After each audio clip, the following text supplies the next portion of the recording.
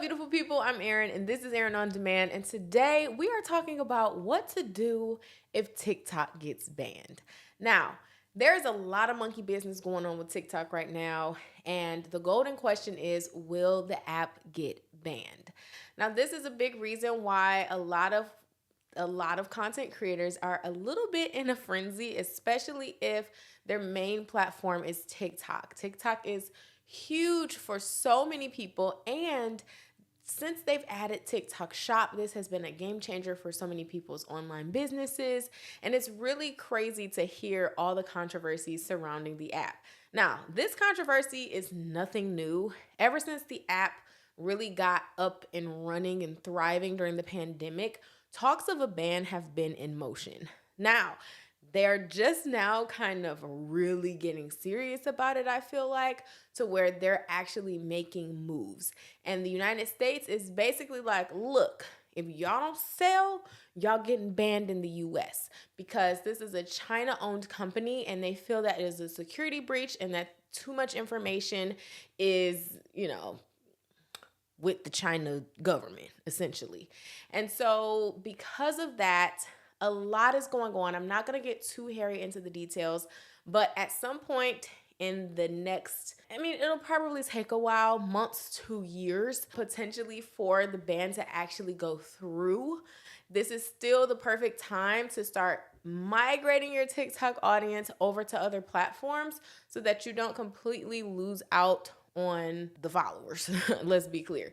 The followers, maybe the brand you've built, whatever that is, so you can, continue that somewhere else. So let's get into what I think would be the best approach to moving your audience, where you should move your audience to, and all the nitty gritty. So first, let's get into where should you move your audience. Now, obviously, there are tons of social media platforms that you can move your community to. You can move them to a paid thing like Patreon. You can move them to Instagram. You can move them to YouTube, Threads.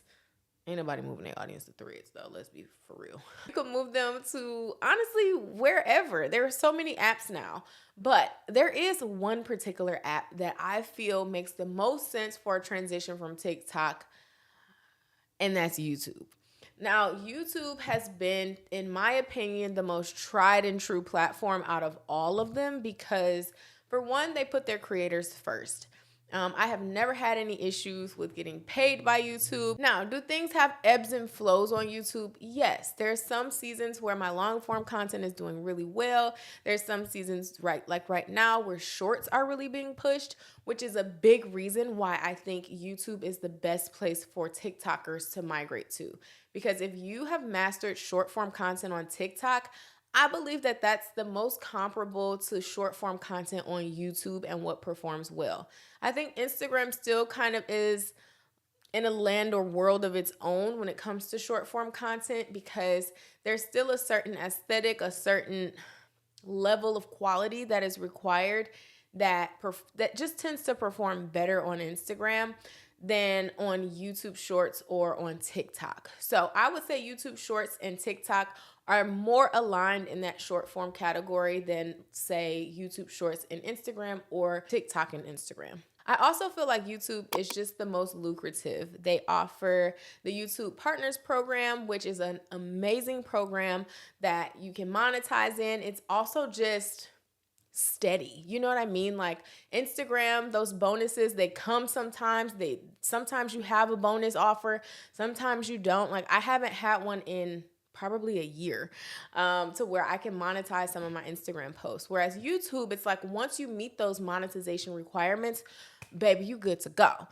You will be monetized moving forward. So I just, for that part of it, the monetization portion, to me, Instagram requires a lot more effort for a lot less payoff than YouTube. So you get the picture. I would say YouTube would be the next best option. So let's get into some ways on how to cross promote. First things first is to start putting your best TikToks on YouTube Shorts to just get your channel going.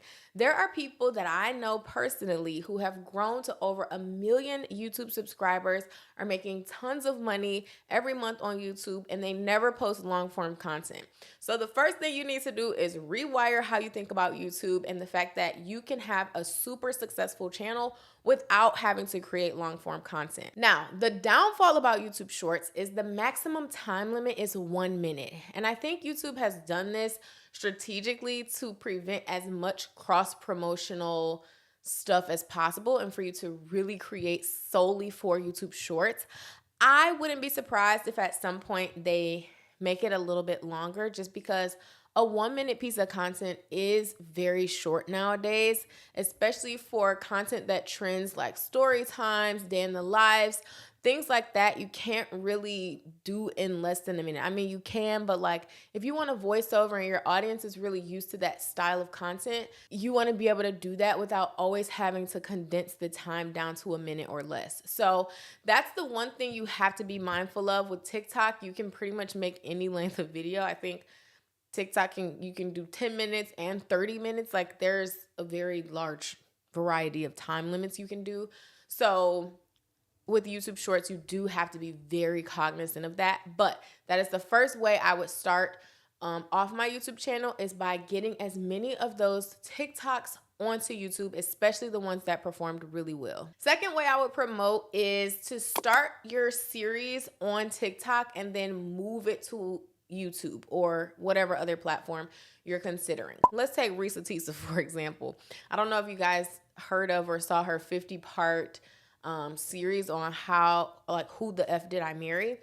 But if she had started that series on TikTok and maybe did the first 5 parts there and then moved her audience to YouTube for the additional 45 parts, I guarantee you that would have garnered a whole lot of views and like traffic to her YouTube channel. So consider doing that, but you have to leave some really, really, really good cliffhangers. I do this quite often with Instagram to YouTube when I'm trying to get my Instagram audience to move over to watch a YouTube video. We did this with our gender reveal.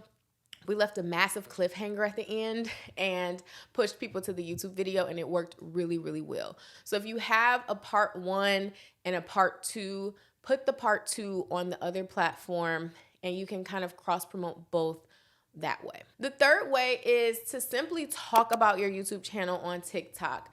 I know there are lots of creators. For example, Jazz Turner did this with one of her YouTube videos. She was like, oh my gosh, look at all these comments. She did the green screen and she shared a whole bunch of glow up comments that so many women left under one of her YouTube videos that popped off.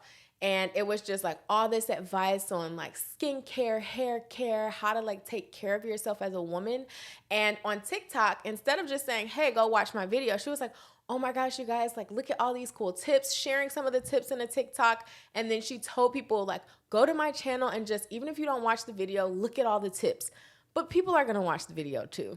So if they're going to take the time to go to YouTube to see these comments, if you're hooking your audience the right way on YouTube, they're going to watch the video too.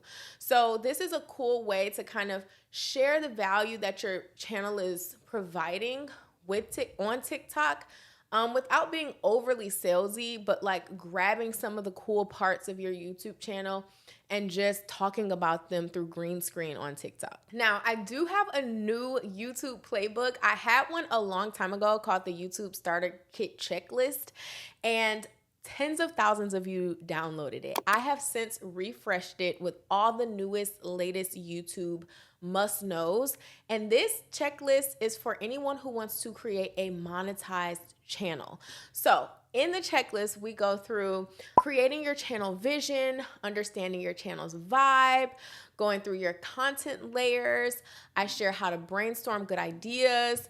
We even share my outline template that I use for all of my YouTube videos, time tracking, all my gear, the best gear, like different bundles that you can grab, mastering thumbnails. Like, it really goes super in depth. So I will leave that information down below. If you are somebody who is working to transition your TikTok audience to YouTube and you really want to get your YouTube up and running, monetized, then definitely check out this YouTube playbook because it has everything you need to know in it. Another thing I highly recommend you do outside of just transitioning your audience to another social media platform is to build your email list.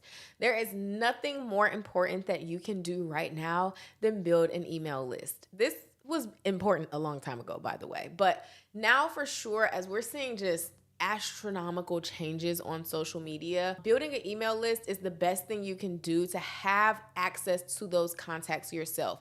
Because the reason why people are in such a frenzy if TikTok goes down is because you don't have any information about these followers that you have. You don't have their phone numbers, you don't have their email addresses, so you can't, in theory, contact them if something happens to your TikTok.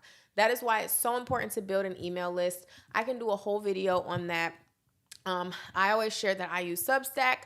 I have no affiliation with them. I just really enjoy the platform because it is community oriented while still being an email list that you own.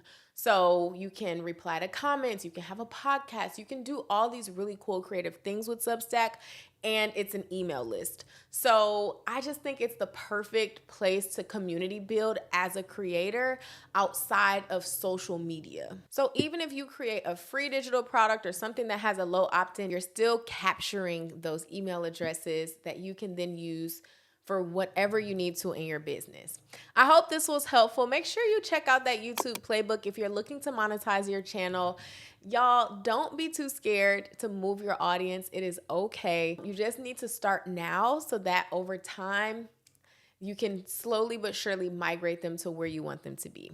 I hope this video was helpful. Let me know if you have any questions and I will see you on the next one. Bye for now.